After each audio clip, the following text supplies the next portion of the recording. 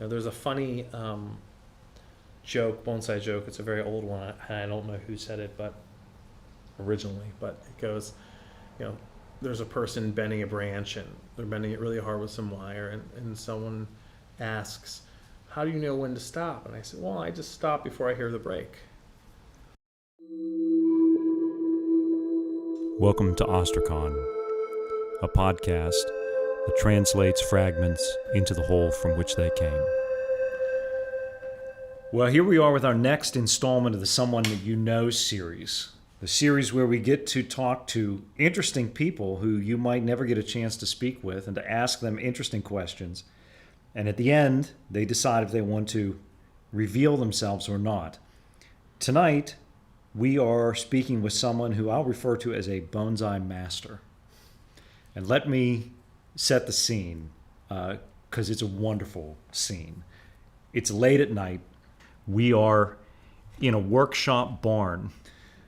The large sliding door looks like a 150-year-old door is slid open on its metal tracks. It's a rainy evening outside. The fresh dew smell of the air is coming in through the windows. We've got everything set up in front of us on an old wooden ironing board. We're surrounded by tools on old workbenches, an old fireplace, whiteboards with ideas on them, an old wood-burning stove, pots, wood, periodicals, and all the tools of his trade. There's even what looks like maybe at one point they used to work on cars in this garage, because maybe there's a like a block and tackle to lift engines and things. We've got two steaming bowls of emerald green matcha in front of us, and my guest is sitting on an old rocking chair. It looks like it maybe was made in this workshop now that he has taken over. And he's going back and forth on the other side of the ironing board. So we're here in the misty night. Give us an introduction to your life in bonsai. Well, it really goes back to my childhood, honestly. Often in life you find out more about yourself when you look back. And for me, I was always, as a little kid, hanging out in the woods. My mom was a loving parent, but she was very hands off. And so she just loved me being outside. And it was very rural. We lived in an old farmstead for a few years, and it was like, well, this is safe. So, let them play out in the woods. And so I would play out in the woods, and this is age 4 to 6. My mom just let me do what I wanted to do. And I would just hang out in the trees and under the bushes. And there was an old grape arbor from the old farm that was still there, not very healthy, but still around. I'd climb under it. And so I think from an early age, I just really loved being around plants and nature and that environment. My father and my mother both went to art school for fine arts. I guess I got some of those genetics, and I just really like drawing. I like doing artwork. And so I went to college for fine art and did that, fine art painting, which I really enjoyed. Worked at a gallery for a while. And then at one point I saw a magazine in a Barnes & Noble's, and it was of bonsai. And it had just this beautiful bonsai on the front of it. And I immediately was like, oh, what is this? And I just had this connection. I'm like, okay, I love art. I love nature. These are two things that kind of come together. And so I was immediately drawn in. I was hooked. I was hooked bad. And so I just got into it like a lot of folks get into it when they start. I just went to, your typical box stores, Lowe's, Home Depot, Walmart's, local nurseries. And I didn't have a lot of money then. It was just post-college, just kind of finding my way job-wise. But I found ways to scrape money together and buy a bunch of nursery stock things and cans. And read. I remember sitting in my my bed at night, just opening up these bonsai books as if it was like this Bible. There was this book called, I think it was called Bonsai School, I want to say. And it had like charts and graphs of different species and how to cultivate each species and on schedules and stuff. And I got so absorbed, I remember every night sitting down and reading those books to the point where I could basically memorize most of the pages. Like if I was on one page, I knew like 3 pages over, I was going to be on the next section that I kind of already knew anyway, but I would go through it. And then I bought more books and more trees, and I just kind of got really absorbed into it. It's kind of where I really got hooked. I like the combination you identified about art and nature. Yeah. And it sounds like you're mainly a visual artist. Yeah, I would say so.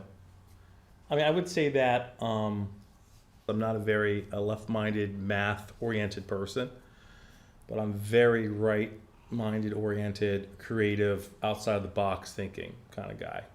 And at times that's been a disadvantage for me. At times it's been an incredible advantage for me. But for me, it's always been visual. Absolutely. I've learned to accept it more now than I went through a stage where it was like I really accepted it, went to art school, and then didn't like it. And now I'm back to, I love it. I realize it's just who I am, and I have to embrace it and make the best of it, you know? You feel like art and nature are two things that are kind of intrinsic to the human experience? Like where we are and what we make of it? Oh, man, yeah. Oh, absolutely. I mean, I think everything that's ever happened has been a response to nature subconsciously, whether we realize it or not, in my opinion. And is the response to it art? Not all of it is art, I would say. I don't think all of it's art. But I think we are such responsive creatures that inevitably we reach a point that was going to happen. It's just a matter of time for it to happen. I do think there are moments where we adore things in nature and then we replicate them in our everyday lives without even noticing it.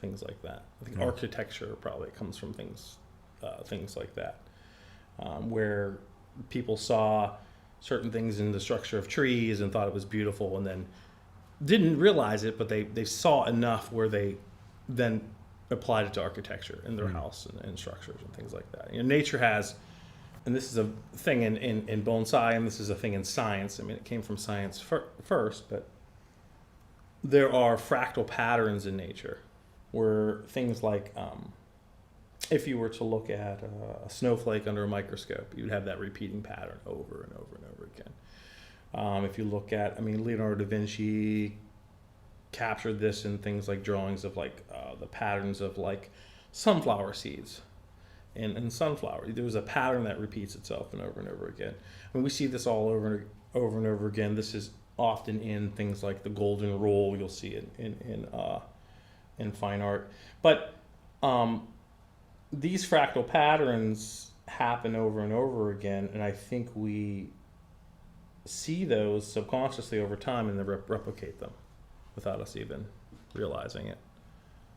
You know, I tell my students all the time in bonsai, you know, look at good trees and over time, like look at good trees, say in magazines or online, and prize-winning trees, and look at them over and over again.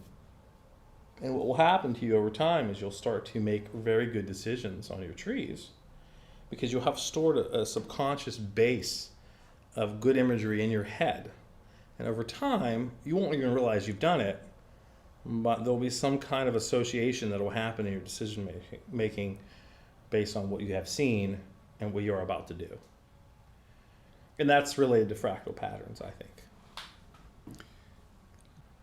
You said something very interesting to me there about telling your students to consume images of great trees, beautiful trees. And that also sounds kind of like the pattern of your own life. I mean, you grew up in nature, imbued with the beauty of nature, imbued with the art that you studied. Now you put those two together in your current art form. Is that how it works? You are what you eat? You immerse yourself and you absorb it?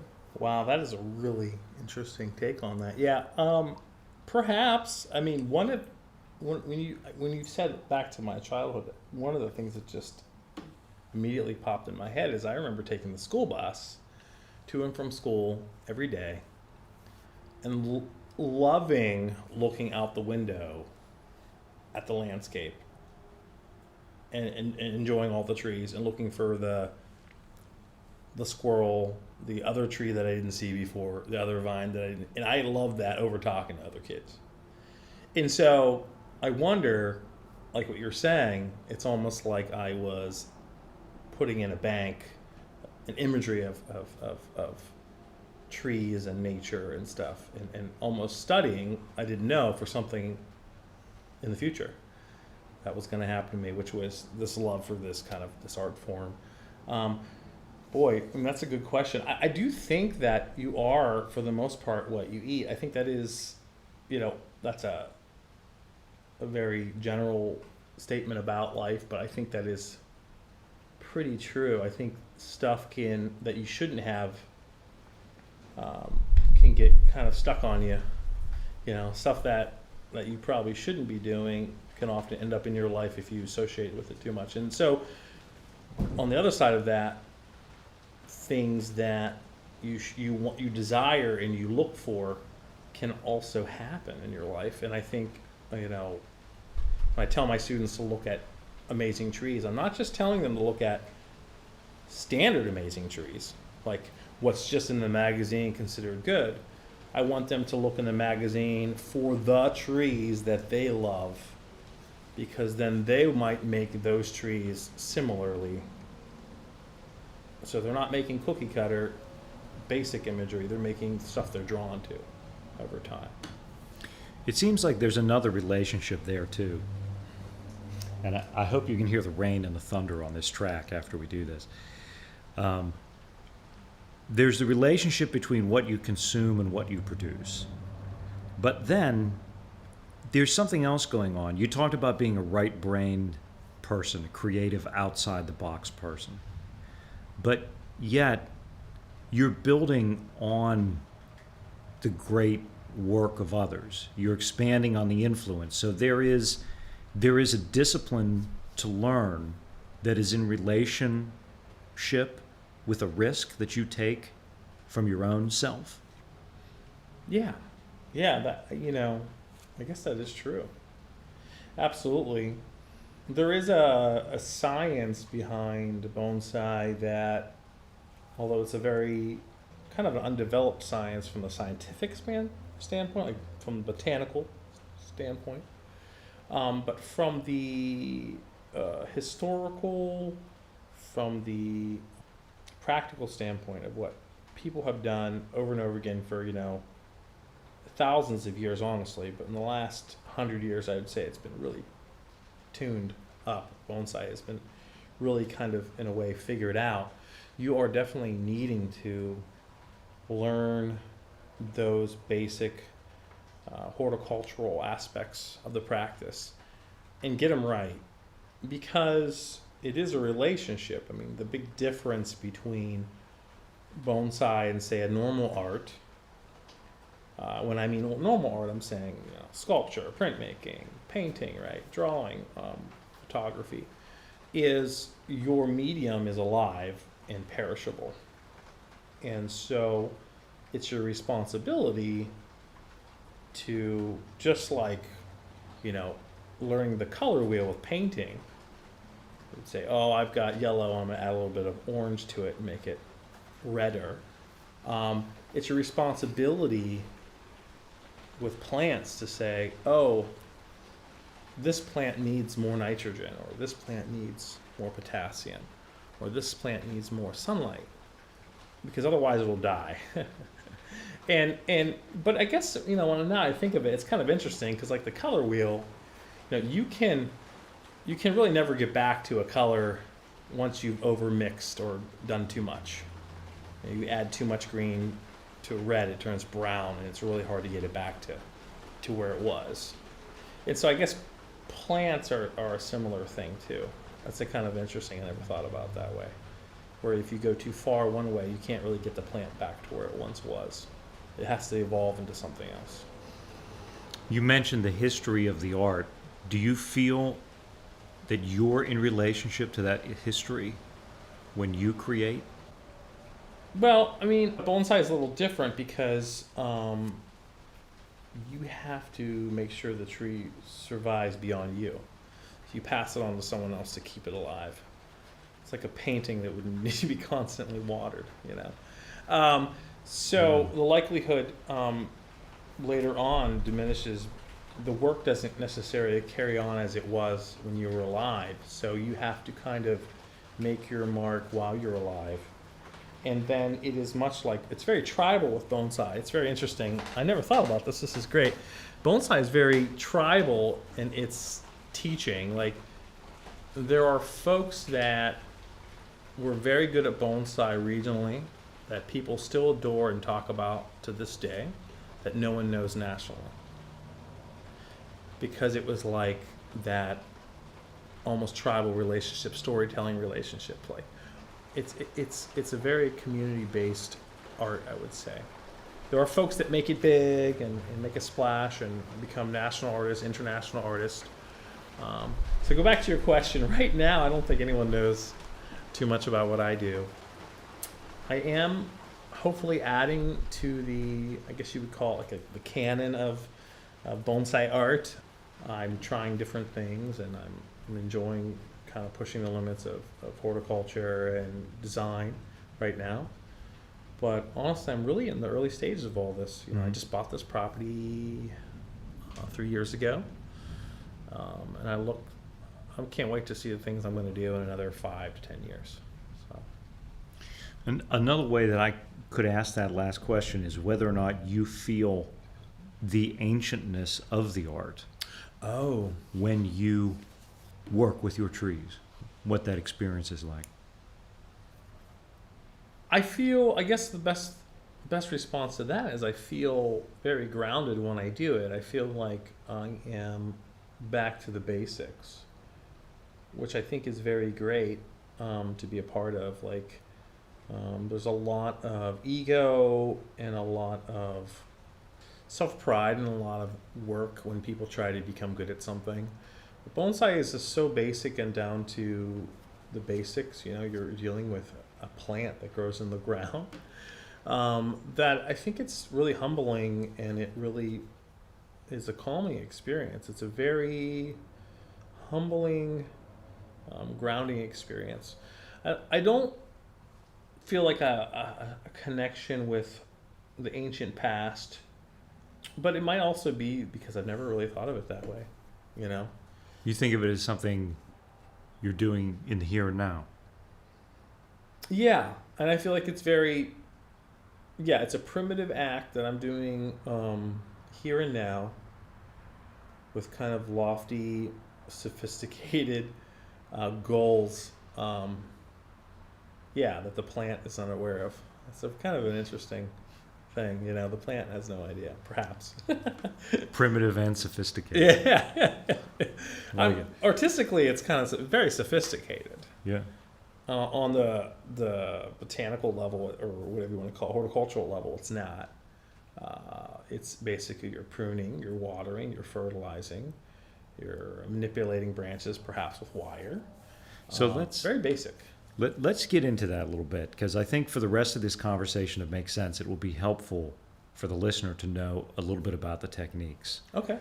But before we talk about the techniques, just give us a little bit more about your qualifications, because I know you trained in Japan. Just a couple words about. Yeah. Okay. So, after I graduated college, I got obsessed with bonsai, and then I did it for 3 or 4 years. And then after that, I decided to move to Japan. And I went there on a tourist visa, not a work visa. And when I got there, I hit the ground running with a suit and interviewed for some jobs, some teaching jobs, English teaching jobs. And I got some interviews, and I got hired, luckily, and I taught it at kindergarten, teaching English.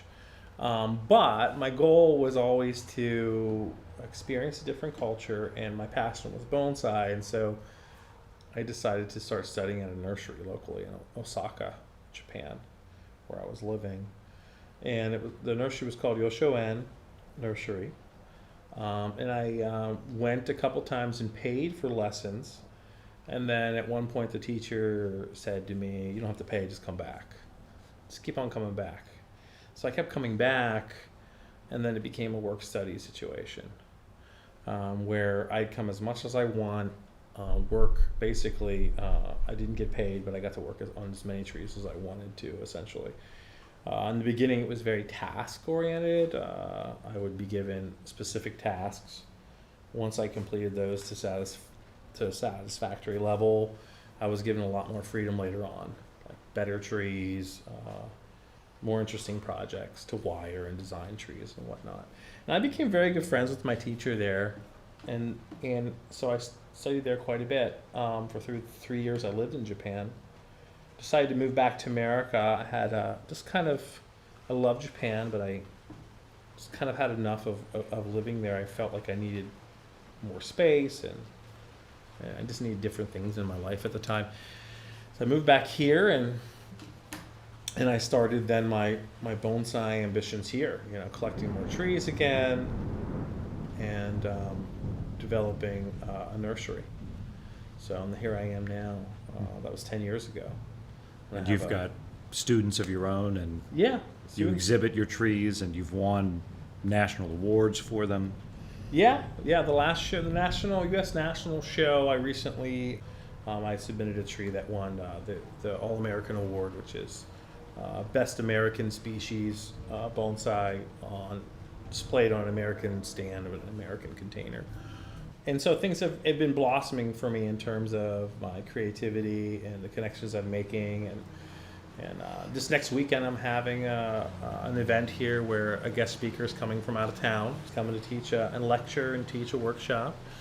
And I have Yamadori business. I don't know if you know what that is. Do you know what Yamadori is? Yamadori is a Japanese term. Yama meaning the mountain, and Dori is a way of saying tori, which means take, I believe. Hopefully I'm getting this right. So taken from the mountains. So I collect trees from the mountains out west with permits, of course, from the forestry, and I bring them back here and I turn them into bonsai trees. So all of these things are going at once. When you turn something into a bonsai, give us just a quick survey of the techniques that you use to shape the trees, because I think everybody has a vision of what they think of when they think of bonsai, but they don't know probably how it gets there. Yeah, so bonsai is, can I tell a little history about bonsai? Sure. Okay. From what I understand about bonsai, bonsai goes way back. I mean, you could potentially trace it back to like India, where people were digging up plants regionally, keeping their roots, putting them in like burlap or pots, and then they were transporting them. Oh, that's a heavy rain. Good, yeah. I've got a metal roof here, so it might be loud. So keep going. They were trading them, bartering with them, selling them plants. And then China eventually decided to sculpt these plants, make miniature landscapes, and create images of inspirational landscapes that they saw.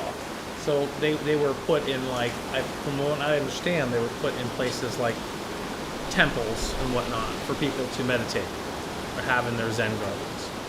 And then, I don't know how long it was, but later on the Japanese got it. The Japanese absolutely mastered it in terms of developing very solid techniques and rules, and in putting it in their folklore and their culture, and having exhibits and creating artists and ceramic artists to make containers. It really became really polished in Japan. And so Bonsai is, it's going to sound cheesy, but the best way to make a bonsai is to let the tree tell you essentially what it needs to be. And you take a small plant or a tree, and the goal is to make it look like an ancient miniaturized version of a tree, is the goal. But when you do that, you have to follow a bunch of design fundamentals, really, is what you need to do. And it goes back to fractal patterns that I mentioned earlier. And everything in the tree needs to feel like it belongs in the tree. I mean, this would be like if the trunk is very sinuous looking and it bends really hard, then all the other branches should probably bend very hard and have the same kind of pattern repeated in them in miniature over and over again. If, you know, one part of the foliage is moving hard in one direction, it would be weird that all the other foliage went in the other direction. It would not be harmonious. It wouldn't feel like it belonged. And so in bonsai, we try to definitely create harmony, I guess, through these fractal patterns, this concept of fractal patterns. And that makes the thing, all of the bonsai itself, the image of the bonsai, like all of it belongs, and it just happens, which is a very Zen thing. So a lot of these trees, if they're done right, you shouldn't, almost like you shouldn't question any of it. It should just be so pleasing to look at, which is a very hard thing to do, by the way. Mm-hmm. 1 out of a million kind of thing to do. It's interesting, the idea of working so hard and perfecting an art to bring about something that is so natural that it doesn't seem that it's been worked on with such intensity. Yes. That is the same thing I did when I studied painting, which is very interesting. In fine art, when I went to fine art school, it's brutal, by the way. I mean, if you go to a fine art school and to be a painter, I mean, those professors are rough. They will tell you if your stuff sucks. They will tell you if something is out of place, and if the composition is off balance, all that stuff. The proportions aren't correct. And so in a way, I studied for bonsai before I was doing bonsai, but the same thing happens in painting. Every single mark that you make on a canvas, if you're painting, I would say this is across the media, like a sculpture as well, printmaking, all that. Every mark you make should have an intent, like it was just supposed to be there. And so one of the best things when you start working on painting or drawing, it's a very fast paced thing. You're roughing it in, you're getting the basic shapes right, you get the concept going, and then you get to the middle state where you're like, okay, I need a little more definition. What am I really trying to say? And you get to that point, and at the very end, it's the hardest part. It's the very hardest part, because you need to nail the details. You're like polishing the image, and every little thing you make could be a mistake or an improvement. And so often when I would paint, or people I know would paint too, you know, you would sit and look at the canvas and think of like the color you had to mix, the speed in which you were going to apply it, the the thickness of the paint, all that stuff had to be considered. You think about it very carefully, and then you would do it. There'd be a hesitation. You would think about how slow you're moving the brush, how fast you're moving the brush, all that stuff, how many brush strokes you were going to need. And when you do that, it looks like it was just supposed to happen. Whereas if you fussed it, it would look like it was fussed, right? And so everything has to happen at the same energy. So bonsai is the same way. Where if you're having you would call like a slow area or a fast area, or the energy seems dead in one spot or sped up in another spot, it's all about the same in fine art, honestly.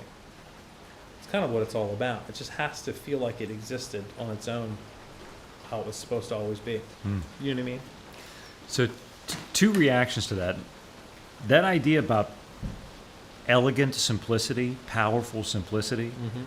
I mean, you gave two examples I feel like there's a million examples. I feel like it's the same with music. Yes. You know, I mean, it's like when you hear a great vocalist, it's almost like the hardest thing to do is to be out there singing something direct and simple, but with such expression.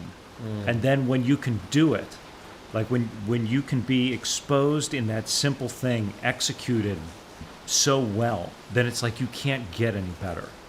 Yes. You know? Yes. But it's also Yeah. the hardest thing to do. Yes. Sometimes I feel like it's easier to do more complex things and to hide in the complexity than to execute something simple with great feeling Yes. and technique. Man, I couldn't agree more. That's awesome. Yes. Like it's just all there. It's exposed in front of you, and it's perfect. And perhaps there's a little bit of mystery too, which is great sometimes. But that's kind of what we're after in Bonsai. But we're also in that with fine art in general. You know, I think that's just what everyone's after. Maybe we don't realize it. But Well, yeah. the other thing you made me think of was you talked about preparing for a brush stroke, but then when you do it, you have to do it. You can't be afraid of it. And I imagine it being very similar with a tree. It's like you look at the shape and you decide, I'm going to do something dramatic. I'm going to take off this limb or something, and you can't ever go back. Yes. And maybe it's a tree that is dear to you, Yes. but then when it's time to do it, you have to trust yourself and execute. That's got to be hard. It's really hard, but a lot of that comes with experience and having a solid plan. And having a backup plan too, honestly. So with Bonsai, everything is related to the best timing for horticulture. So if I was going to make a huge bend on a tree, really bend it really hard with some wire perhaps, I wouldn't want to do that in like early growing season for that tree. The tree is waking up and it's trying to expand its growth, and so its cells are multiplying by the millions, and it's trying to gain energy because it was sleeping all winter, and this is the time for it to get out of like a negative state. In the winter, trees are basically in a period of dormancy. They stored up all the energy from the year before, and spring comes, and this is their shot to blow out, grow up, gain energy. And they gain the energy, they have enough strength to move on. Well, if you come in the middle of spring while they're trying to grow, and you bend them hard and you break those cells and you damage them, they could die. They could suffer the rest of the summer. And so you don't do it then. You do it when they're sleeping. It's almost like an operation on a person. You know, you put the person to sleep, and then you do this crazy operation. And they wake up, and then they move forward, and they have the energy to move forward. Bonsai is very similar. A lot of these harsh treatments we do when the tree is dormant, or when it's the best time for the tree. And the only time to know that is through experience and reading and knowledge like that. So you set up these decisions for the best timing. And then you also perform these at the best of your capability based on your experience. So there's a lot of tricks to this. You bend a branch. There are a lot of things you can do for assistance based on how you bend a wire around a branch. There are other things like raffia, and we use to wrap around the branch. It's a fiber we wrap around the branch first tightly, then the wire, and then we bend the branch. It keeps everything really tight together so the branch doesn't break when we bend it. So there's a lot of preparation that can kind of ease your anxiety about doing that work. But you also have to know that it is possible that the work might fail. If the work fails, you kind of have to have another plan. And so sometimes with my trees, if it's going to be very severe, which I try not to do work like that as much as I can, I'll have a plan A and a plan B. And so maybe there'll be a lower branch that I know I can make into another tree, and I won't cut that branch off yet until I do the work above that I wanted to do. And I put that risk in, I do that work, I try really hard, and if it's successful, and I go, okay, I didn't break this branch, it looks like the tree's going to be happy, then I cut off the lower branch. But if it's not successful and I broke this branch, I can move on to the other plan B, respect the tree, at least the tree lives on, and we have another rendition of the tree. But it is definitely hard because it is much like a pet, bonsai. It really is. Once you have spent years with a tree like this, especially like me, when I had collected them from the wild, you're taking this thing that might be very old, and you bring it home, and for 2 years you fertilize it and water it and make it happier than it's ever been, honestly. On the mountainside, these things are suffering often when you collect them. They're just surviving. Very harsh conditions, extreme heat, extreme cold, extreme drought, and they just kind of just exist, barely growing, maybe a half inch at a time every year. And you bring them back here, and if they survive the collection, which they mostly do, you fertilize them and water them, and they've never had so much nutrients. They've never had so much, water. They just explode, and they just get so happy. You can, they just, the color gets vibrant, and they really, you can tell that they're really responding nicely to the treatment. And then you have to move forward and cut things and bend things. And so there's a level of respect that you have to give that plant, or you should give that plant. And some of the stuff that's risky, it is a little scary, but I think it's almost like a metaphor for life. Like, you've got to take risk at times, and you got to suffer a little bit at times to become your better self. Otherwise, you'll just hang out and be mediocre forever, and maybe you'll wish that you were something else, but you didn't want to put the risk in. And so bonsai is like that. Some of these trees, you have to push them hard, and you know that if you just do it right, and you're patient, that they'll become this magnificent, beautiful thing that you admire, that other people admire. So it's a really awesome process, in my opinion. Boy, it's windy in here. It's nice. It is. So some of the techniques that you use to shape these that you mentioned in there, I mean, for those who are just unfamiliar, you cut them, you apply wire to bend them. What other things do you do? Tie them? Ropes or you can brackets? tie a little bit. You can tie some what they call guy wiring. Usually you don't use ropes, but you can use string and rope. Usually you use wire to pull things down. The other aspect of bonsai that people don't know much about is the actual root work is kind of everything. If you're taking a huge root mass in a nursery container, or maybe something that you dug up from your backyard, and you're reducing that root mass into something that can fit into a container. And when you do that, the tree really slows down, but you're trying to create you're training the roots like you'd be training the top of the tree. The top of the tree has all these large branches at first that emerge from the top, and then you train those branches to be with the shapes you'd like, and then the branching gets smaller and smaller and smaller and smaller. And this is what happens in nature. Everyone who's seen an ancient oak, maybe in a field somewhere, a farmer's field, you see that massive trunk, then you see those long twisted branches, and then you see the secondary branches, the tertiary branches, and all those little teeny branches at the tip, and it gets really fine. We do the same thing with the branches. We do the same thing with the roots. We train these roots to be wide and large at the base, and then getting smaller and smaller and smaller, and then finally under the soil they're like hair roots, so that they can take up as much water and nutrients as possible in the container. Those are the roots that really help the tree thrive. And so over time, we pot trees. We put them in a container, we cut these big roots off, we grow smaller roots.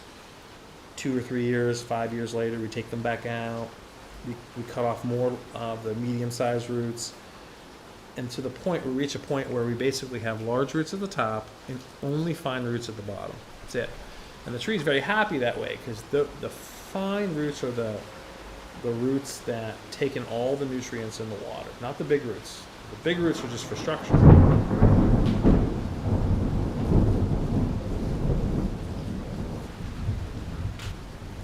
So as I listen to what you were describing there, one of the things that sticks out to me is the time frame. You know, when you say we do this and then maybe 3 to 5 years later, then we tweak this, in a time of constant immediacy, just sort of what do I need to do today to survive today? What's it like to operate on a time frame of years all the time with each one of these pieces? You know, I love it.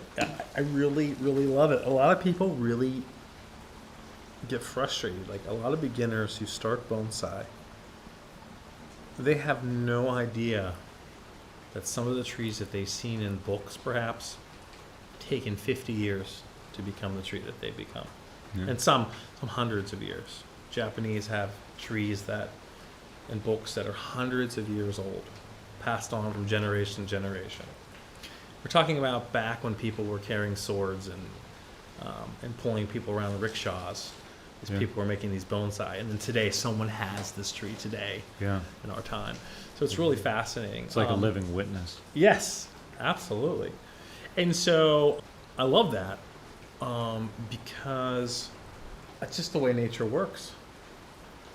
You know, there's like geological time and in the natural world of like just genetics and evolution. And it's just great that we have an art that kind of puts you on that timeline, and you've got to obey that timeline or you'll just kill the tree. Mm-hmm. And that's kind of what I think is a gem about the art, is because it forces you to be patient in a world where like no one's patient. And so I think bonsai does attract a certain kind of person, honestly. It almost weeds you out through the process. You don't even know it, but it does. Because if you try to fast forward and prune a tree, 4 times a season or something crazy, or repot it twice a season, it's going to die, and you're not going to be left with anything to work on. And then you do it over and over again, you say to yourself, oh, I don't have the patience for this, or, oh, I've got to slow this down, and myself have to evolve to be able to make this practice work for myself. So We it's talked great. earlier about relationships to nature. Yeah, Maybe part of that is an authentic relationship to time, like real time. that's a great way of putting it. Yeah, that's a great way of putting it. Never thought of it that way. That's a great way of doing it. Yeah, thinking about that. Definitely an authentic relationship. And guess what? It's not always pleasant. Like, you have these things like pests and disease and bacteria and viruses and things that can get on your bonsai if they're not thriving, and sometimes they're thriving and it happens. And so you have to get through that too with the right treatments or getting your tree healthy again to survive it. And so it's once again, it's a very humbling experience, because sometimes you'll feel on top of the world with what you've created. You'll just love it. Like the tree that I have is a Colorado blue spruce that won that All-American Award a couple years ago in the National Bonsai Show.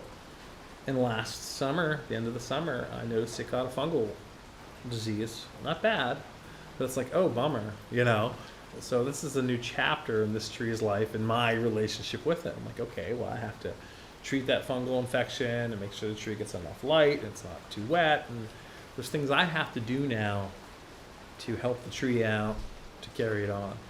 Yeah. So, with all the foundation that we've talked about Yeah. now, about the art and your life in it and everything, I've got a different set of questions for you. Okay. What do you think makes a tree beautiful? Well, it comes down to the question of art. I mean, is the best art interesting? Is the best art beautiful? Because there are plenty of examples of ugly art that would be considered good, in a way, sadly beautiful, works of, you'll see those Roman paintings of people being stabbed and murdered and killed, but it's also kind of a beautiful art, and it says something, maybe a metaphor for life or some kind of story that was associated with that culture. Or like maybe a piece that isn't aesthetic, but is surprising or causes you to see something differently. Exactly. Yeah. is it interesting? Does it ask questions? And answers questions, but it also asks questions. There's some kind of mystery. I think the best art is something that answers 99% of your questions, but leaves something hanging that you want a little bit more of, but you can't quite figure it out. But it's familiar enough that you're attached to it. And you apply that also to trees? Yeah, it's like an X Factor thing. There's just a little something extra there that you can't quite explain. And those are always the trees that win awards, that people are drawn to, can't quite put your finger on. It's also a very easy thing to lose, because it's like a bunch of, 1,000, a few thousand, 10,000, a million very good decisions that were made at the very end of the process. Very tiny little adjustments that equal something amazing, at the very end. And it's not hard. If you study really hard at any fine art, almost anyone, and I mean almost anyone, there are a few exceptions, but almost anyone, if they studied hard enough at fine art, whether it be painting, drawing, sculpture, whatever it is, they at some point could make good work. But not everyone can make exceptional work. Yeah. I was at a gallery, I don't know, probably 2 years ago.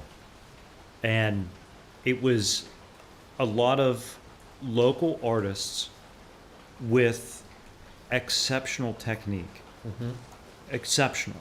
I mean, they had honed their execution, but I can't remember any of the pieces.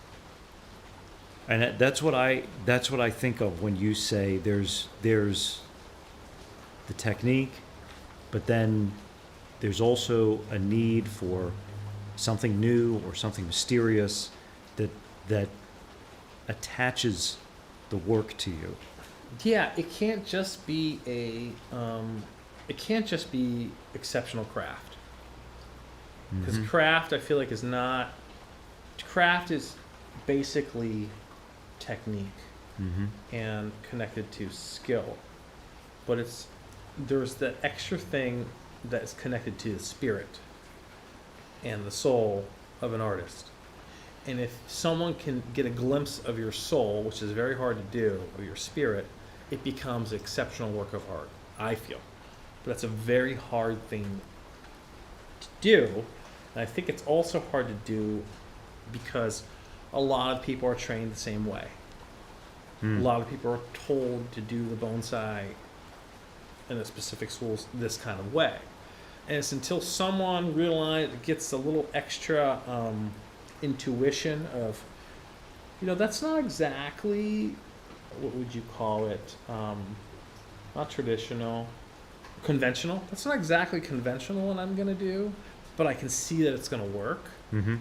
The people that can do that are the ones that gain attention and people admire, because they've done something a little out of the box, but somehow, some way, it fundamentally works. And no one can understand quite why it works.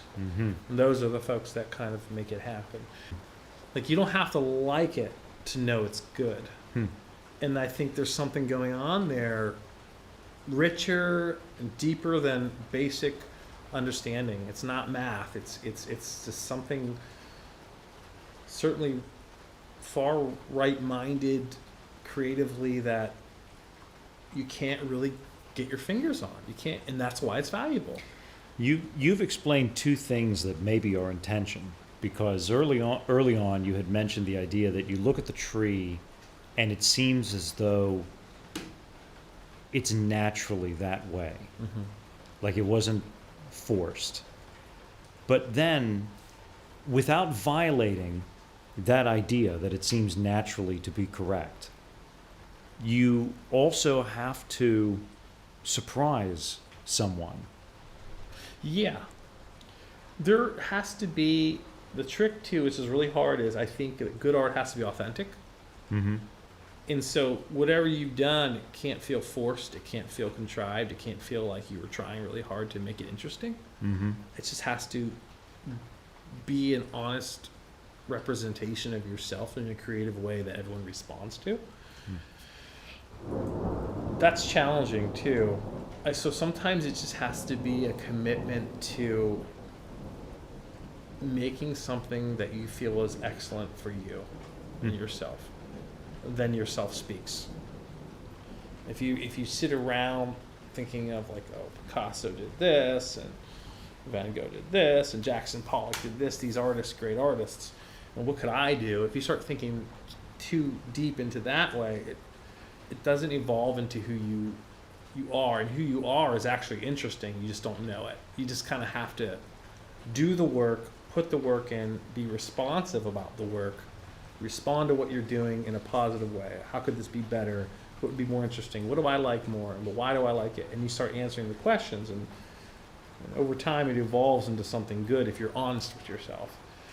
So this is like a corollary to what we said earlier about the idea of consuming all of these great trees, consuming all of this great work, developing instinct by learning from great examples, but then never to the point where you bury your own voice, your Yeah. own particular I think addition to the art. I think so, because I don't think it's sustainable long term. I don't think someone can go on that way.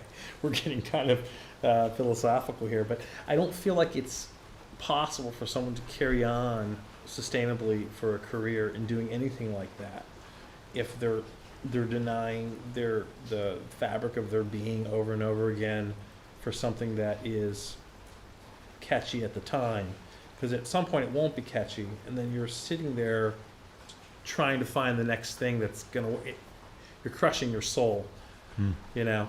And so I think bonsai, being, whether it's debatable whether it's actually a fine art, honestly, but it is an art, and I think you have to apply it the same way for yourself. Otherwise, you won't be doing it long term.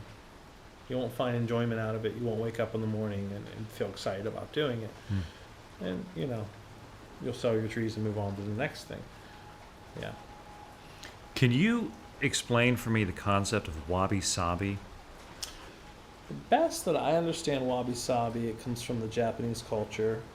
It comes from the beauty of things that have been used and worn in life. And so it might be a stone that somebody at a temple has walked on, or steps have walked on for thousands of years, and you see the indentations and the patina.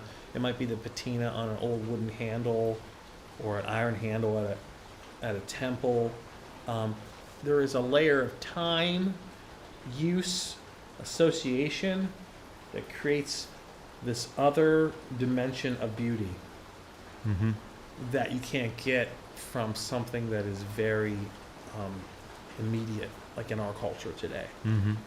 When I would buy bonsai pots in Japan, one of the old guys would say, if I bought a good one that had a strong patina on it, he would say, Jidai ga nokoteru. And I think that means, my Japanese isn't that great, I can get by, but it's like the time is coming through. You know, the presence of the past is there. Yeah. I've heard it also described as sort of like the beauty that's found in imperfection. Oh, yeah. Things that have a meditative quality to them that aren't obvious, you know? Yeah. I've heard it described as the idea that nothing is finished. You know? It's a broad concept, I guess. But I brought it up because I wondered if you create your trees in reference to those ideas. Or maybe I shouldn't say create, maybe I should say cooperate with your trees. No, absolutely. I think absolutely. I think one of the most true statements about bonsai is that the composition, the tree itself is never finished. That is so true. It's always going to need pruning again. It's always going to need watering again. It's always going to need another growing season. And as that happens, the tree has to grow, which means it has to take on mass. And if it takes on mass, it changes. And over time, the proportions change. And then you have to revisit the proportions and say, are these proportions still working for what I'm going for? Does the tree become a different design now? Or do I reset the tree and cut it back to get the proportions I want back? Yeah, it's very wabi-sabi. It's very, this constant changing, evolving thing. Yeah, I love that about it. So you kind of have to grow with the tree. Oh, yeah. Yeah, I think so too. And I think the best designs, this goes back to our design concept, back to the tree evolves and you evolve. I think your concept, of the design of the tree, the best designs are the ones that evolve very slowly. Very slowly. The best trees I've made were the trees that took me the longest to realize. And I just moved in a direction that I know was good and safe. Meaning, this branch over here has what in bonsai we would call inverse taper. So, it gets narrow and then it gets fat. That's kind of ugly because it doesn't feel like the base of the branch has the strength to support the other part of the branch. It feels weak, feels insufficient. And so you cut a branch like that off. So, I cut the branches with inverse taper. I cut the branches that don't follow the fractal patterns of the main trunk line. I cut the branches that just feel too long. But I'm still searching for the trunk line that might be the best trunk line for the tree, or a branch that might be the character of the tree. I'm still searching for that for a while, and every time I go out and I water the tree, I look at the tree, even if it's just a glimpse, or a few minutes at a time, I'm storing it in my subconsciousness over and over again. And every once in a while, I'll get a glimpse of, maybe the tree would look better from this angle. Yeah, I think, I never saw this before. And then you think about that, and then maybe half the season goes by and you see that angle again, you go, but it needs to be leaned up a little bit more. The orientation could be shifted a little bit. And then you put that in your head. And then you have your direction for the tree. And then the next season, maybe if the tree is ready to repot, and you take the tree out of its pot, you change the orientation that you saw, you cut some branches off that you won't need now because the tree is in that orientation, and then you let the tree rest. And you move on to other things, and you do other things in your garden, and you let the tree recover and do its thing. And then this is a thing you repeat over and over again, and eventually the tree evolves into its natural form, not too forced, realized, Those are the best trees, I think. It's kind of funny to imagine that, like one of your trees that you have won an award for. It's not like a painting or a photograph or something where, it's a finished product. It'll never again look the way it looked at that point. No. But you may live with it for the rest of your life. And so it kind of is that same tree, and it's not the same tree. Yeah. Much like a person. Yeah. Right? Like your kids, and they know you who you were then when you were who you were, and then you evolved to someone else and they know you then, and there's the memory of all those people that once existed that are still the same person but versions of that person. Yeah, it's pretty awesome. One of the other things that I associate with a great tree is the look of endurance. Like it's, that it's been weathered, and it's almost like a sense of being venerable, like it's persevered. Yes. And that gives it a sense of gravity, Yeah. Why is that? I mean, I think it goes back to the metaphor that we have for life with trees, and in the best bonsai are the ones that look like they've been through a lot. And I think that's, I'm a strong believer that often the more struggle you've had in your life, and if you were able to overcome it, just struggle itself isn't good. But if you're able to overcome your struggle, you become a stronger person. You become a better person. You become someone who's learned something from your mistakes or whatever. You came over a health issue, you lost your job, whatever it was, you learn, you have your scars, but you learn from it. and you become a better version of yourself. I think bonsai is the same way. If you leave wire a little bit too long on a pine tree, not too long, but just a little bit too long, it scars the branches just a little bit. It looks bad at first, but as the tree grows, another 5-10 years, you barely see any scarring, and the plates of all the bark grow over that, and it looks like a very interesting twisted branch. You don't see the wire scars anymore. You just see the contortedness of it, and it's very attractive. So I think bonsai has that quality. It's like if you see a tree on a mountaintop. I go out west every year and I collect trees, and some of these trees you'll see that like half of the tree's branches were ripped off in some incredible storm, and you'll see that the power of the wind year after year coming from the same direction has forced the tree to grow in a specific situation, different direction. But when those storms have passed and the rest of the growing season, the tree has taken on a different form. It's grown upright, and so the branches move, and then it grows upright, and the branches move, and it grows upright, and it has this evolution of strength, suffering, but overall a feeling of power and elegance because of everything it's been through. Mm-hmm. A lot of the trees that we don't love are just trees that kind of didn't go through much and are middle-aged trees. They're just growing up. They're just, and they're not as interesting yet because they haven't been tested by disease or bugs, fungus, lightning or wind or anything like that.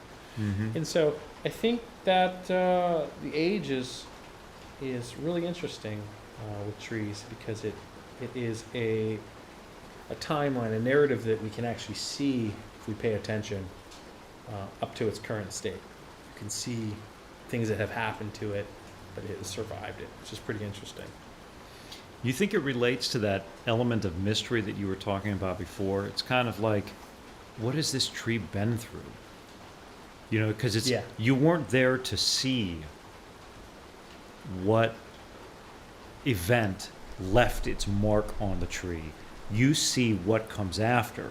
Yes. You see the reshaped living thing that survives, and there's mystery in what it endured that then comes through in the way that it has endured. Yeah, I think this goes back also to when I said earlier, the best trees are the ones that evolved over time in a natural way. Mm-hmm. This is also because you didn't have a solid plan. You didn't have a graph, a map of what you were going to do, every week for the next 10 years to get this image that you're after, right? Because you let some of it happen by chance, the tree is going to do some things that are at its own will. It's going to grow a little bit more to the left than you would probably have wanted it to, perhaps, if you originally. And then you cut it back, and then it grows a different way a little bit, and you cut it back, and then you start to rein this all in, and you start to get a very organic composition that happened that you didn't have as much control over, but it still works in the end. And so you're letting that nature happen, I guess, is these unpredictable things that happen. Mm-hmm. They create a little bit of mystery, a little bit of interest. Like one of the problems with demonstrations for bonsai, there's a thing called we do demonstrations and bonsai conventions and workshops and whatnot, and they're great for showing students, especially new folks, how to get results quickly and what they got to do instead of reading a book and hearing about what happens. Someone can sit there and watch a master cut off all these specific branches, wire these ones that remain, draw a picture of where it's going to go, and say, this is the next step, this is the next step, this is the next step.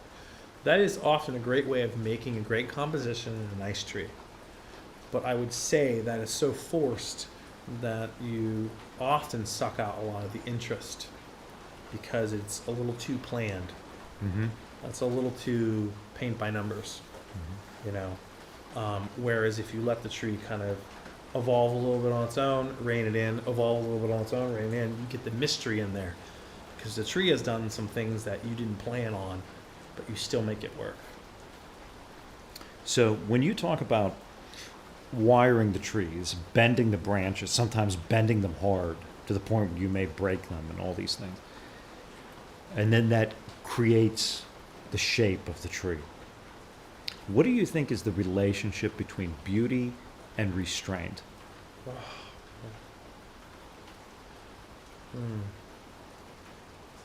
Yeah, I mean, I think it's always obvious when people try too hard on anything, isn't it? Feels that way. Sometimes we appreciate things that just happen, look like they just happened. And so I think that's, you have to be very careful with some of the physical changes you make on a bonsai tree, because it might look generic and contrived and forced way too hard. And so a lot of that comes with experience. You know, if a branch becomes a little too thick and you decide you want to bend it a certain way, it will always look like it was bent with a piece of wire, because it'll be a very generic curve. Because if you bend it too hard, it'll snap. It's too thick. Mm-hmm. It can only take so much force. Whereas if you start earlier with a tree when it's younger and the branches are very supple, you can make movements in the branch very intricate and sensitive and hard turns, but you wouldn't know that it was done with wire when it grows up later on. Mm-hmm. You set the structure really early, at an early state. If you wait too long, it's past its prime, it's too late, and it'll just look like a person did it. So what is super interesting to me is that I asked you about beauty and restraint, and your mind went to the restraint that the artist exercises in what they do to the tree, which is a wonderful point and almost a mirror image of what I had in my mind, which is the restraint that you put on the tree by locking it into one way or another way in order to then achieve a result. What do you think about that relationship? And maybe how does it relate to the first one? Can you elaborate? Do you feel as if sometimes it's better to let something as beautiful as it is?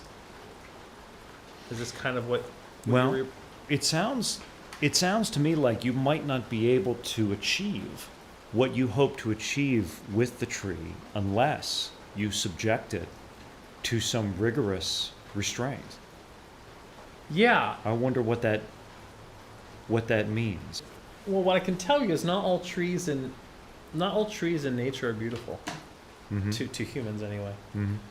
And so some things you have to, if you're trying to make something artistic and beautiful, you have no choice but to do something, because as it is, as we see it, if we're trying to make art, it just can't be beautiful. And we see this, there are these trees and parks and stuff you look at and you go, that is magnificent, but then everything else around it, you just kind of look beyond. And so I think if you're searching for trying to make something beautiful, you're almost required to push it to the next, beyond what you ever imagined it to be. I feel like sometimes it can be that way in life, that things worth having can require great discipline. Oh, yeah. Yeah. Or sacrifice. I mean, exactly. Sometimes like it hurts. Definitely it hurts. I mean, I think that the person that wakes up in the morning and says, oh, I want to be a great artist, or I want to be a great doctor, but they're not going to put the time in to get up earlier than most folks, or at least work really hard at it, they're dreaming that they're ever going to be it. It's just not going to happen. It's just not the way it works. I don't know if it's competition or it's the fact that these things are just lofty goals, and to get them, you gotta work really hard. But I can't tell you how many nights I spend in the studio really late, especially during repotting season, repotting another tree that I'm just like, oh God, really don't want to be here right now. But if I don't do it, I know for a fact that it won't become what it could be. I'll have to wait another year. Mm-hmm. And so you kind of push yourself and you force yourself to do it. I think success in anything is exactly that, is pushing a little bit farther to the point where it feels like, oh, this is probably too much. I should stop now. You know? So I think, yeah, bonsai's that way too, for sure. You can easily get a little too greedy, though. You got to be careful. You know, there's a funny bonsai joke. It's a very old one. I don't know who said it, but originally, but it goes, you know, there's a person bending a branch and they're bending it really hard with some wire, and someone asks, how do you know when to stop? And I said, well, I just stop before I hear the break. So where is that line, right? Yeah. So yeah, life's like that too, right? Where's the break? Yeah.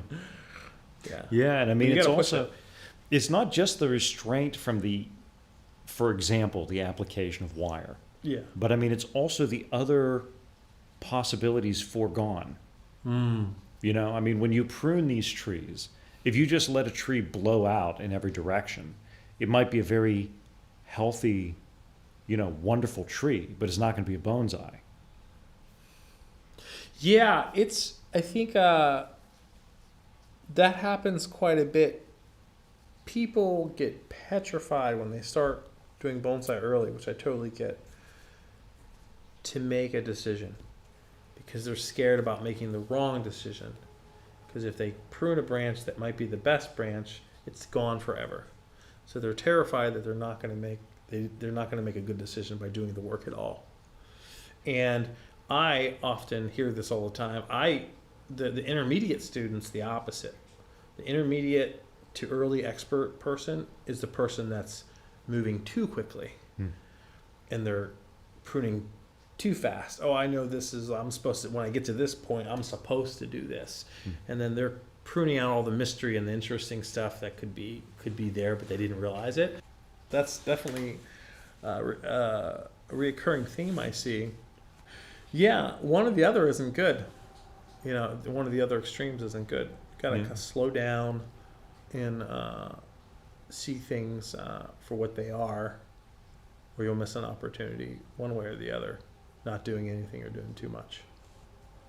One of the other things you see in trees is where branches are broken off or they're sort of stripped, where the bark is stripped, and so you have sort of bleached, exposed wood.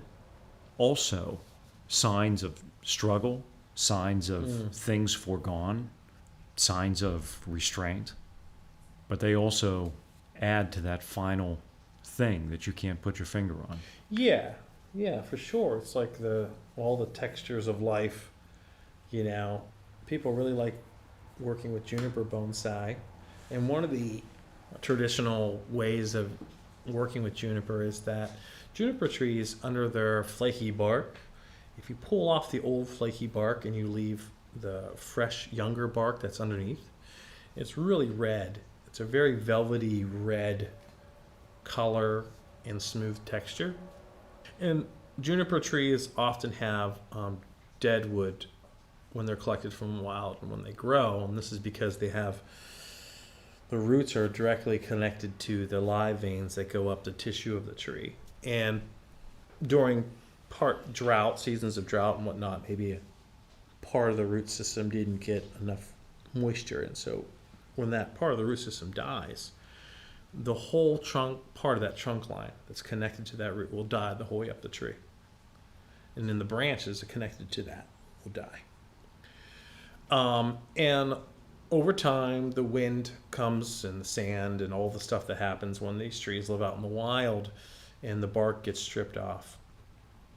and then you're left with a piece of dead wood, they call it shari, going up the trunk line. And in Japanese, they call it jins, the branches that are dead, and they get bleached. All of this gets bleached in the sun over time, from being out in the elements and sandblasted and whatnot. But you have this contrast between this beautiful red velvety bark and this stark white deadwood.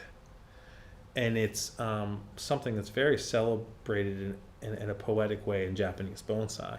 And it's that narrative of thriving life and death, and parts of you that die off, and parts of you that continue to carry on through whatever difficulties you've had in your life. So, yeah, we try to do that in bonsai too, and with all textures and different species and stuff, and try to create that interest of beautiful, vibrant things and dull, dead things. Craggy bark, smooth dead wood, vibrant green branches, or foliage on branches, and an earthenware pot. To see the contrast, play up all the things that are going on within the composition. Yeah.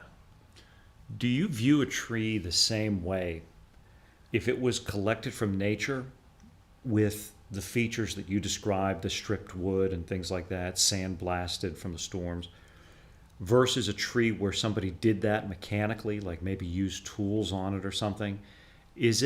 Can you achieve the same result, or is there something to the realism of time in nature that can never really be replicated even by the best? There's no way it can ever be replicated. No person can ever do it how nature does it. And nature has this beautiful thing. It's like an ordered chaos. It's like I remember some history classes I took in school. One of my teachers said, history doesn't repeat itself; it rhymes. And so it's like that in nature. Similar chaotic events happen over and over again to organisms that live out in the world, and they respond to it the best way they can. But over time, those textures and those worn things that have happened to that living thing, and in this case it's a plant, create this kind of myriad of interesting combinations of beautiful things to look at, almost like stained glass window. You have all these different colors and shapes that come together, and they create a beautiful image. So I think it's very hard for people to do that, because it has to be done to the best of our ability with the same kind of energy, repeated over and over again, but subtly different, to create enough interest, enough variety, right? Mm-hmm. For us to that then creates the mystery, the kind of unexplained, but also belongs. Maybe nature has a patience even greater than a bonsai artist. Yes. Yeah. Yes, and that's the other thing, right? We're talking about potentially, if you're some of these trees in the mountains, the best examples of trees you wouldn't even collect anyway, but we're talking about trees that are hundreds of years old, that have gone through, 1,000, hundreds of years old, have gone through thousands of storms. Mm-hmm. And that's an accumulation of that kind of ordered chaos. Yeah. That creates something. And then also, for us who think and move with intent.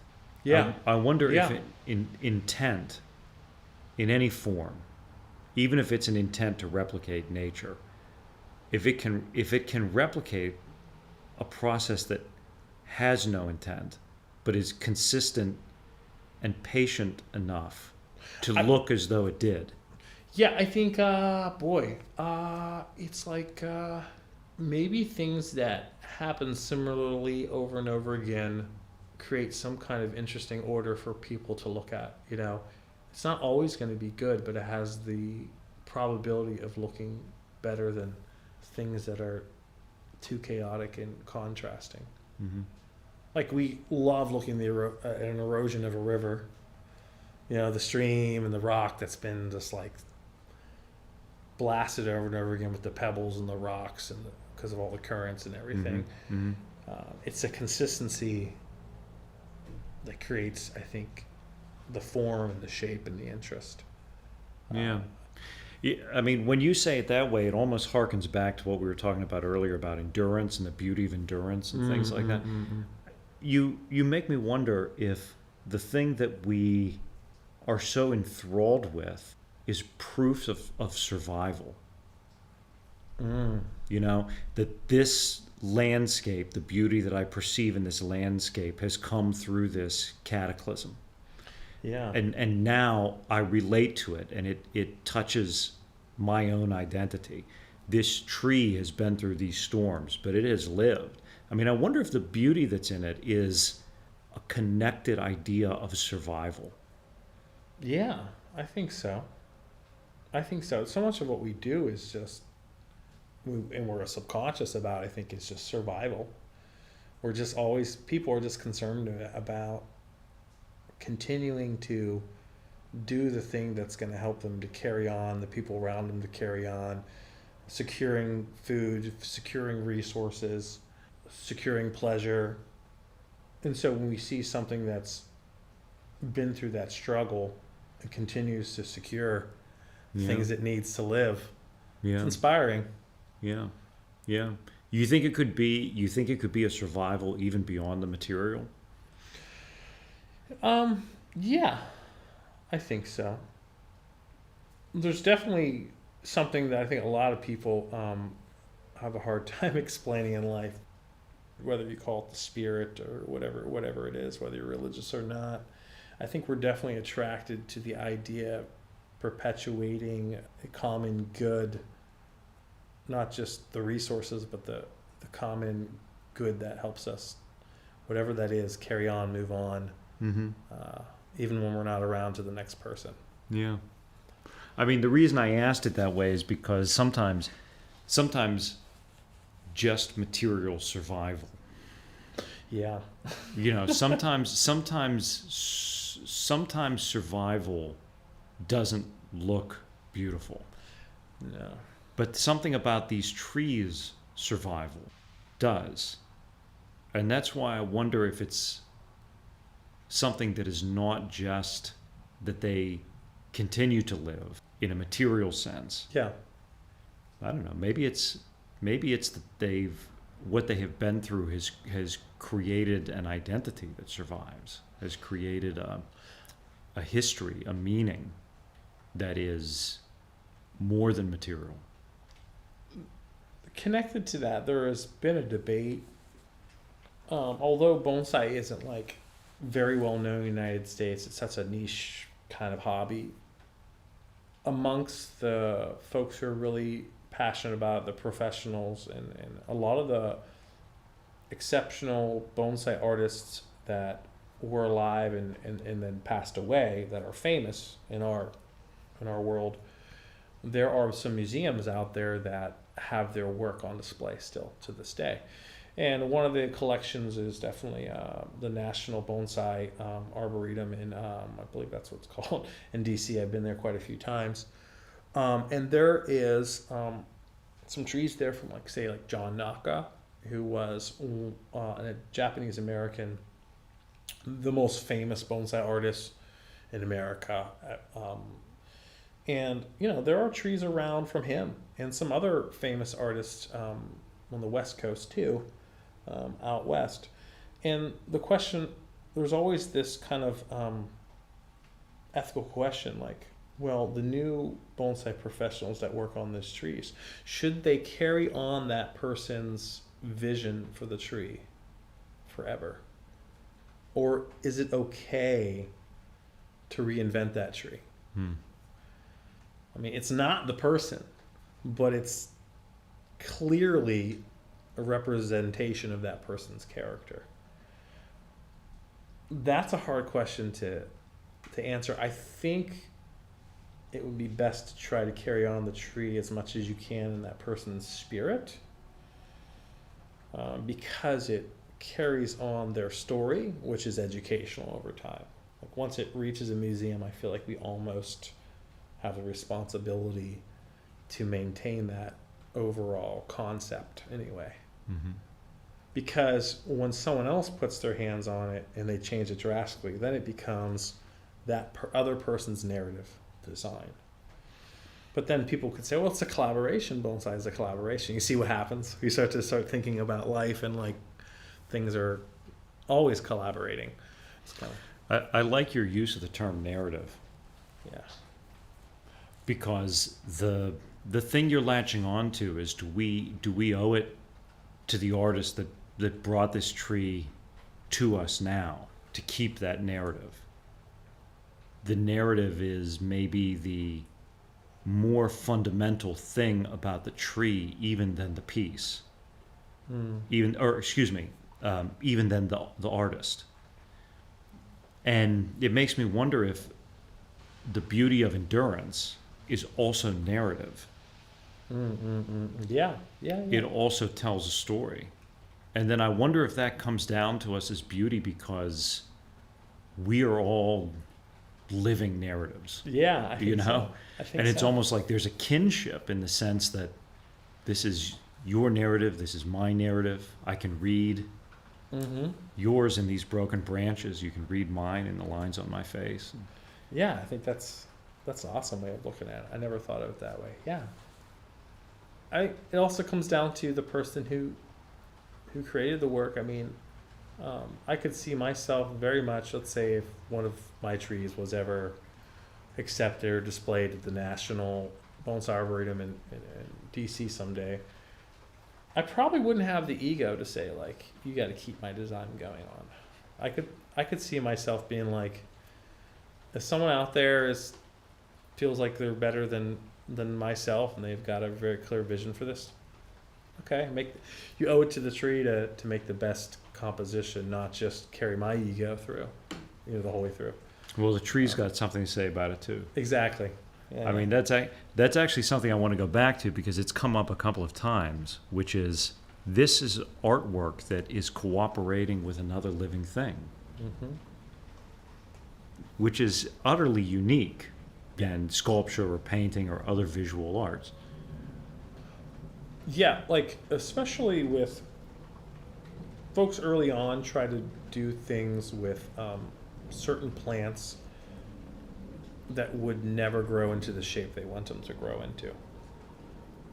For example, if you would get a weeping willow variety and you wanted to make an upright tree that's like windswept or something, it's going to fight you because it's always going to want to weep. Same thing with something like a creeping dwarf species, or a very common species would be a juniper procumbens nana juniper. It's a dwarf juniper that basically has a crawling type growth habit. You can lean it up and train it to go up, but it's always going to want to kind of do its juniper creeping thing. And so you are setting yourself up for a lot of extra work. And if you want to go for that kind of tree, then pick a different species. Don't pick that variety for that kind of work.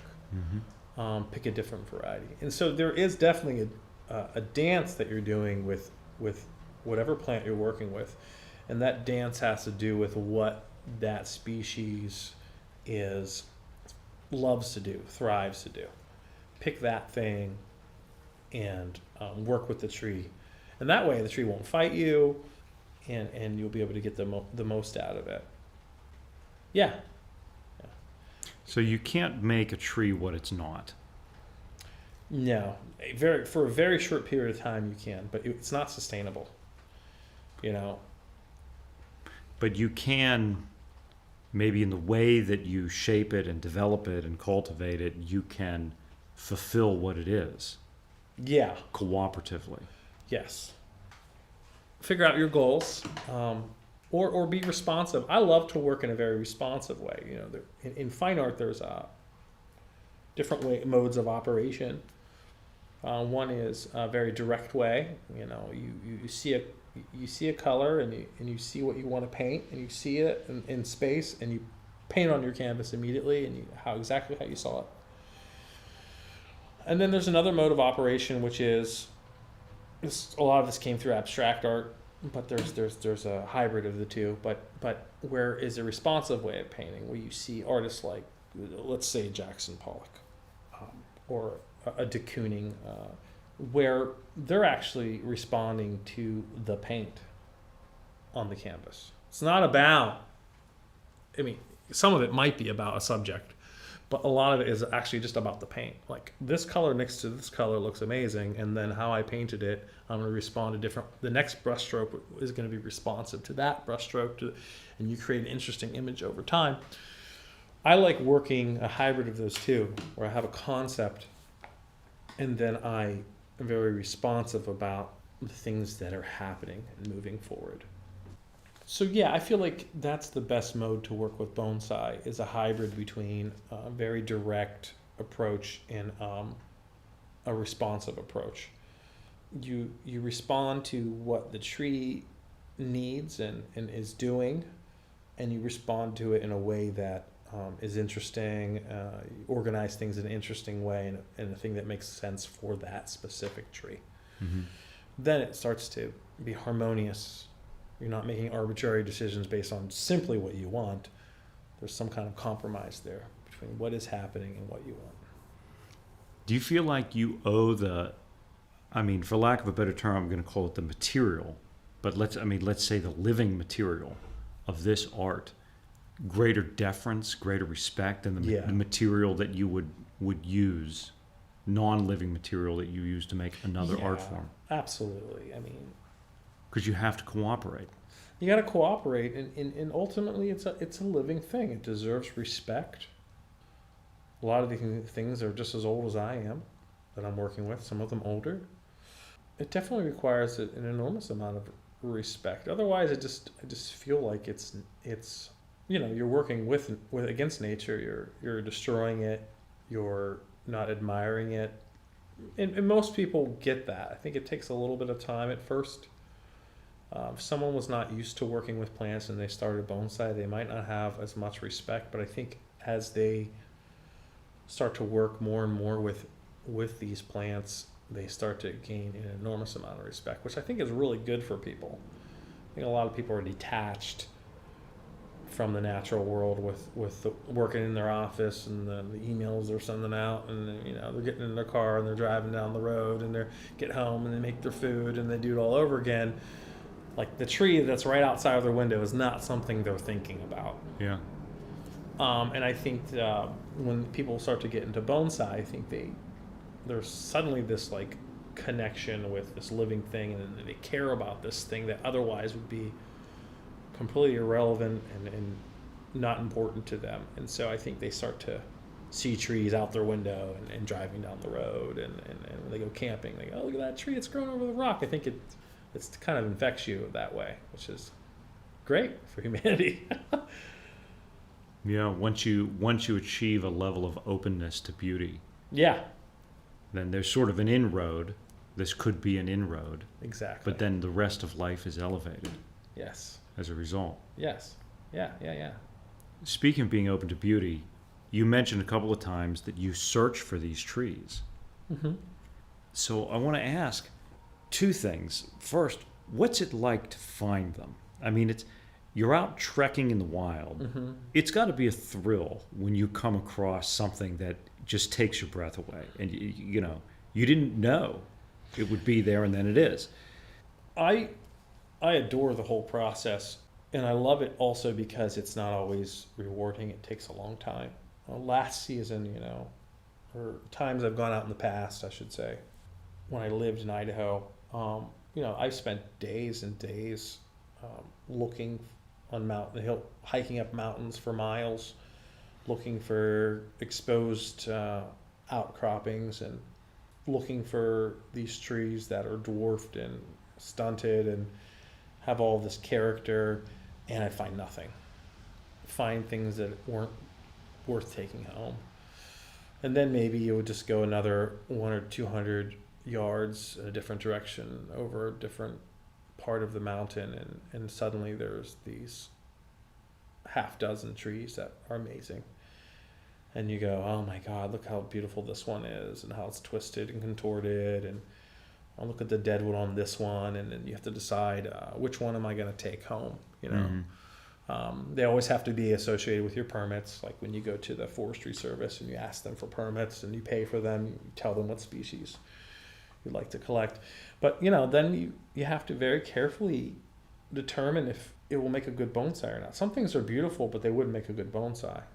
Maybe it's actually awkward and you'll never be able to correct the awkwardness, or too big to fit in a pot, or the root system's too long and so it wouldn't fit in a pot even though the trunk line and all the branching is beautiful.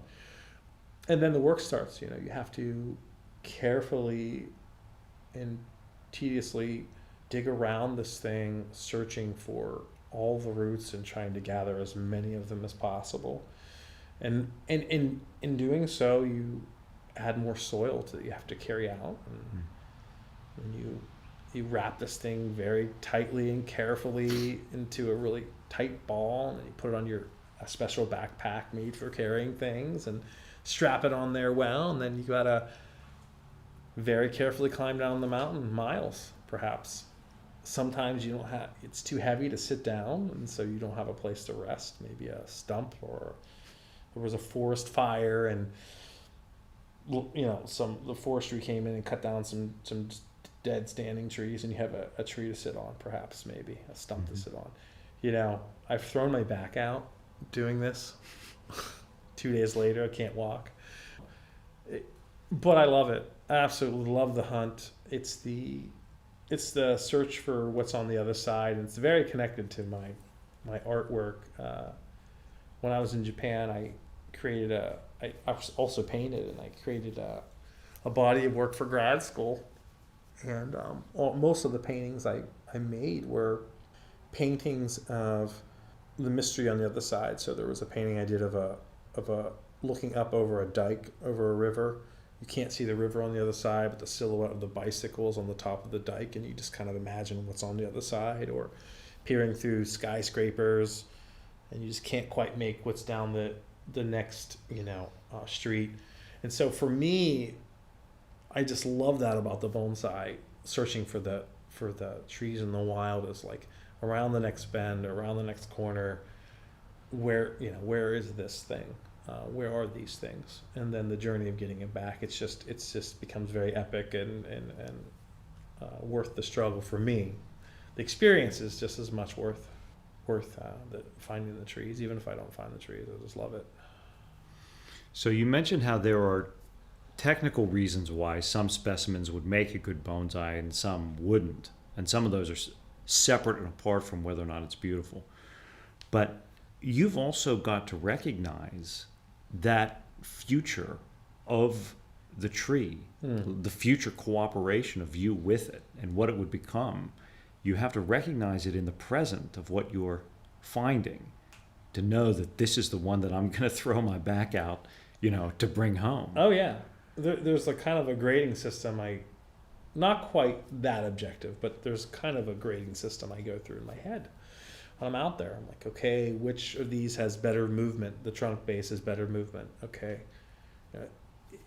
they both have an exceptional movement. Which one's taller and which one's shorter? Which one has better branching? Does it have a inverse taper? Is this a species that does well in a container? Or the branches, the foliage too far out on the branches that'll never be able to get the density back to make the image of a tree? Because all of that goes through my head before I even collect a tree. Because, yeah, too many people, some folks do this, but the amateur person who does this always makes the mistake of collecting the first thing they see. Like, oh, this is so cool, I got to collect this. But just 100 yards away, there was something way better. And you owe it to the thing and you to be excited about it. Because if you're excited about it and you love it, and you pick the best one, you leave the one on the mountain that you're not going to be in love with, and it hopefully lives there forever. Some of them die. People don't realize how often they die, actually, because they're suffering out there. But you bring the one back you love the most, that you cherish and you take care of the most. Do you think that your recognition of the right tree, your the thrill of finding the tree, is it shaped by all of the time that you spend not Yeah. finding them? Oh, by not finding them. Yeah. I wonder if it's an example of another, beauty and endurance. Yeah, I think it is. I really think it is. I think it certainly is. The trek and the journey and the not finding certainly has an effect on the outcome of the all of it. Honestly, how can I explain this? The search for something better over and over again refines your eye and your technique to the point that you hold out until you find the perfect thing. Oh. Yeah. That's how I do it. If I'm collecting specifically, just if I was going to go out and collect only 5 trees and I was going to be out in the wild for a week, I would be willing to leave a tree on the mountain, hike back down to go to a different mountain, and then assess which one would be the best one, and I would go back and collect the first one if I was only collecting a few trees for myself. Yeah. Yeah.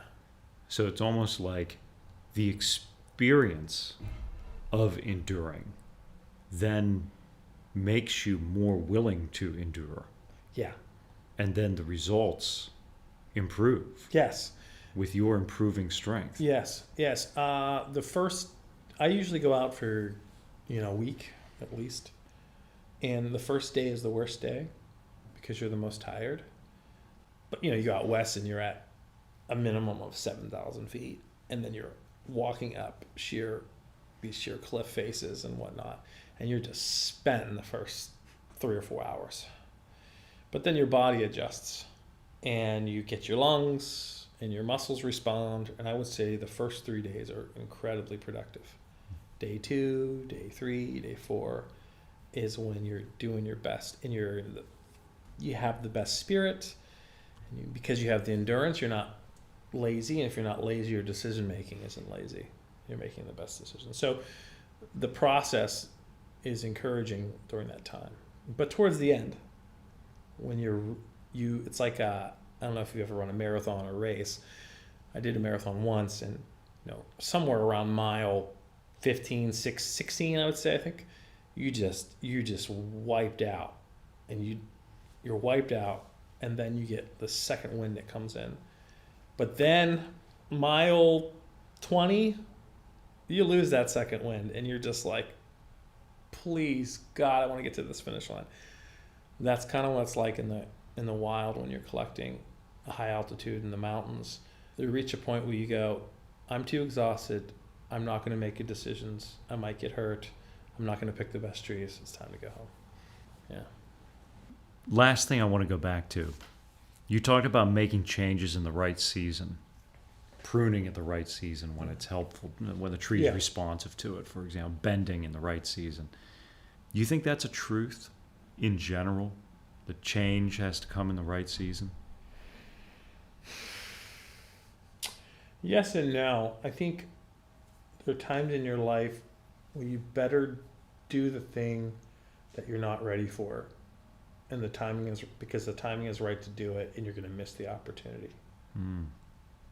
On the other hand, sometimes it's wise to know what you have to do and know that there's a better time to do it. So it's a little bit of both. Yeah. Sometimes there is no other time to do it. You just have to do it, and you got to suffer through it. Sometimes you don't have to suffer, and you just need to be wise and know when to do it. So then my last question is, do you want to tell us who you are?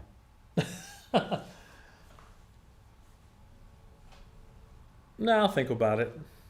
Maybe I'll give you an answer later. All right. Thank you very much. Thank you.